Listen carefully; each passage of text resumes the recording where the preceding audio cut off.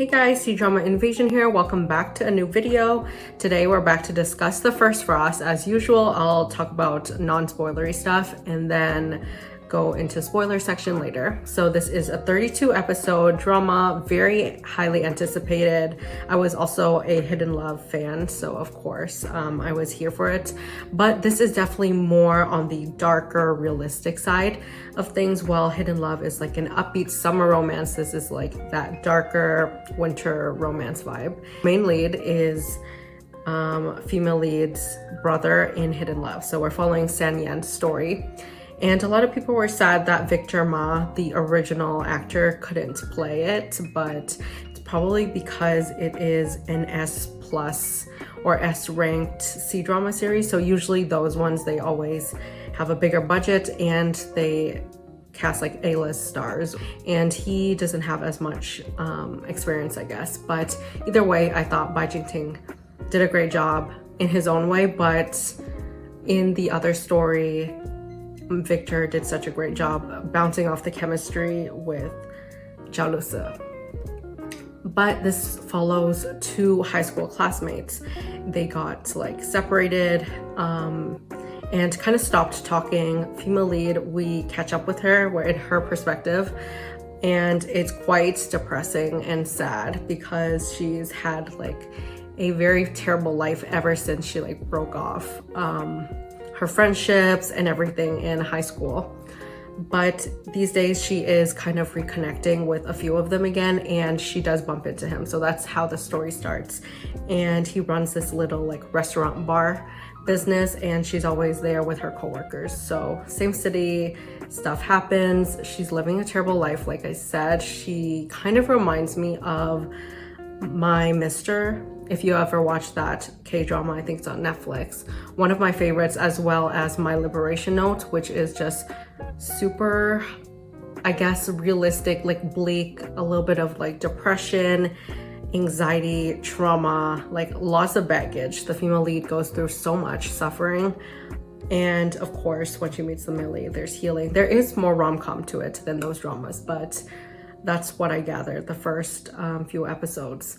So it was realistic because I found her emotions very well done. And if you ever had similar experiences or know anyone going through these situations, you know it's not like a easy fix, right? With love, he comes in. There's moments where I'm frustrated with the characters because I was like, girl, like they're clearly there for you, but you just need to reach out. But there's a lot more like mental complexity to it, and they did that really well. The PTSD, everything really well. Okay, I loved the character's writings. Like I said, I felt for her so deeply. Like this poor woman, I was like, how can you not root for her after seeing her suffer? Basically, there's moments where she's being chased down. She's living in this dingy parasite-like basement, and there's just like a lot of creepy people in that situation. And her ex is toxic. She is literally surrounded. Everyone that she loves is toxic and terrible, and she doesn't have a good standard of what a good relationship is. And once she does, she feels like she's undeserving. So I think that's why she has this fear of like burdening somebody. And also she's just slowly trying to heal. She's also very individual. So I think her character really makes sense with the pacing, with her opening up to him. I really loved that everything was about her. Like it was about her finding safety, finding comfort first before they ever got into a real relationship. First impressions, I think around episode 2 or 3, we have this situation where he's taking her home, but obviously those creepy guys are there. They're asking her for money. They're abusing her, literally. And she's running for her life. And she goes past him and just jogs on by. And he's like, what the hell? Jump in the car, or like, come take my hand, ask for help. What's wrong with you? I think that was such a good indicator of how her brain was, or how her life was so sad and complicated in a way that she can't even fathom like asking somebody for help. It's really sad. Acting wise, I thought Bai Jingting, I already knew he's good since Reset. He's very consistent, and most of the dramas that he's in are very watchable, very like high kind of script production or budget. New Life Begins, like even if they're just slice of life, I really like them. And this is another one to add to his books. He's great. Very solid. The romance, of course, like he's drawing a lot of emotion, a lot of like hurt, confusion, misunderstandings because of how they left things off in high school. He had a crush on her basically, and now he's kind of confused. He's like, are you flirting? What are we? Are we friends? But obviously he wants to be more than friends. He wants to have those hard conversations, but she's very reluctant to open up her heart. And that's what we're dealing with. But at the same time, he deals with it so well. There's moments where the yearning is like my favorite part of this drama, for real. I love seeing them domestic, cute, like their little bantering before they get together, but just the way he loves her so deeply, how they yearn and care for each other but can't communicate. Oh, it's so good. It's so good. Yeah. Nailed it. Nailed it. I literally kept on clicking the next episode. When I watched this, it came to me at a great time where I was sick of Shansha dramas, honestly, and I was very sick, like fever, bedridden for like 3-4 days. It was terrible. I felt delirious, but this kind of kept me sane. Like it got my emotions out, and it was just a beautiful watch. I loved that they included the Hidden Loves OST. There's, I think it's the first episode where they play Forever Star, and honestly, Forever, so iconic, so beautiful and nostalgic too, and it's so memorable. So great to see it here. But of course, they have a great OST as well in this one. I have not seen a lot of modern dramas this year, but the ones I've seen honestly are so good, and this got me into that modern drama mood. I loved all the green flags, just like Jialusi and Chen Zhiyuan. They have this intimate, deep connection that's just so well portrayed. Honestly, the love, the yearning, the devotion, I feel like every time I watch these two dramas, the writers got that down so good, and such green flags for everything the guy does.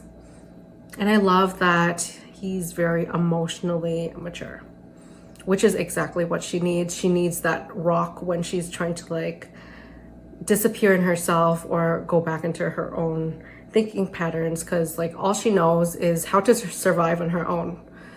And then he comes along and she's very independent. So in a relationship, you definitely need that person to tell you, you know, it's okay for you to have your moment, go through it, but I'm always here for you. And when you want to tell me, when you want to open up, you can. And that's what happened. So loved watching their relationship. So good. I love the funny scenes too. Her drunk, hilarious. Second couple is adorable, but the whole grandpa story was like a little bit redundant, a little bit too long. Could have shortened it a little bit. Second couple, super cute. Jiang Miaoyi, loved her in When I Fly Towards You. She's such a natural, honestly, and she is here too. Yeah, overall, I would give this a 9 out of 10. Let me know your thoughts below. I'll count you down from 5.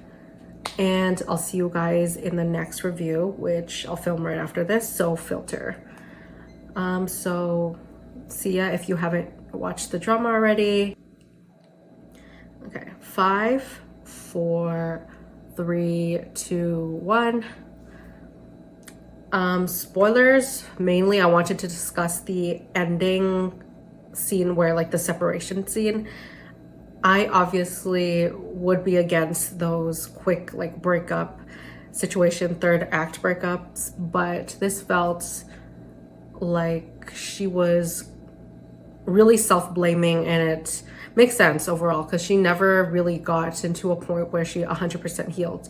Yeah, she made progress, but when things came out about her and like the workplace, there's just so much stress in her life. Her immediate response is, I can't do this. I need to walk away. Like it's affecting his life. It's affecting everybody's life. I need to find myself again. I need to find stability first within myself, because she's very independent. Everything that happened in her past, being abused, and it was disgusting, honestly, to see how she was basically an orphan, adopted by this like aunt character that knew what was going on with her brother and let it slide. He was essaying girls, like really young girls, and whenever she said something is like weird is going on or whatever, the aunt had that responsibility to protect her. And honestly, good on them that they got jail time at the end. I wish I saw them suffer a little bit more, honestly. But yeah, it's just disgusting. And seeing the trauma it brought her on her, like, it's so sad. It's so sad. Like, her fight or flight response, definitely more on the flight side. It kicked in, and so when they broke up, I didn't really see it as like a simple like surface level breakup. I knew they were going to get back together, obviously, but I really liked their approach to it, that she actually took a very long time, a couple of months. She let her close friend know, and then they were very good friends. They really respected her, but they also told him she's safe. She's dealing with her own stuff right now, and she'll come back. She'll contact you when she's ready. It took her a long time, but I thought it was realistic. So love the ending. It was so sweet. The proposal is adorable. Them in their uniforms again, going back to the high school graduation day, the day that she kind of like messed up. She missed out because so much was going on in her life.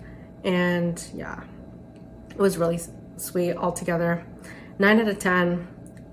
Let me know your thoughts. Like, did you enjoy this one? This one is like top 3 modern dramas, though I swear I only watched like 2 this year. So I'm gonna be catching up because I'm really into that modern drama mood. Yeah, let me know your thoughts in the comments below, and subscribe if you haven't already. And I'll see you guys in the next one.